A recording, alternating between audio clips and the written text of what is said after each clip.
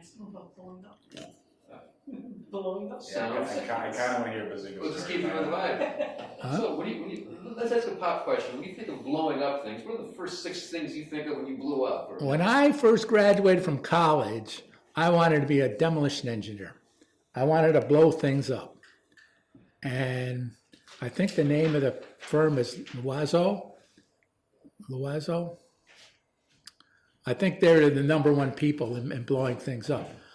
I looked into, funny question you asked this, because I looked into how do you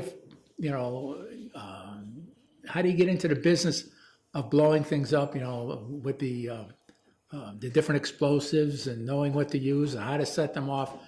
And I almost got into the Army.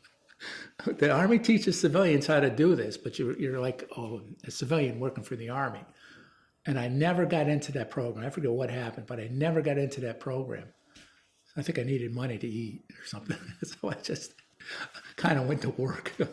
But yeah, that was my first goal, was to work for those guys. Instant gratification. You're either right or you're wrong. 10 seconds. There was one a year and a half ago. It all went off and it did all implode. It was on the news not long ago. Somebody did it and it's just halfway there and it's teetering. It's like,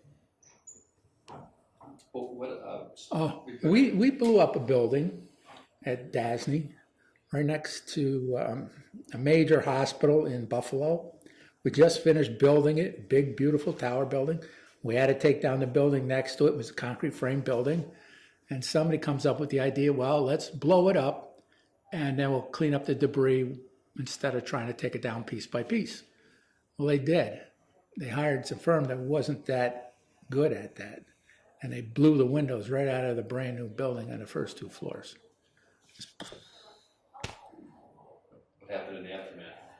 They ended up taking the building down piece by piece, but you had to replace the windows, and it was not a pretty picture.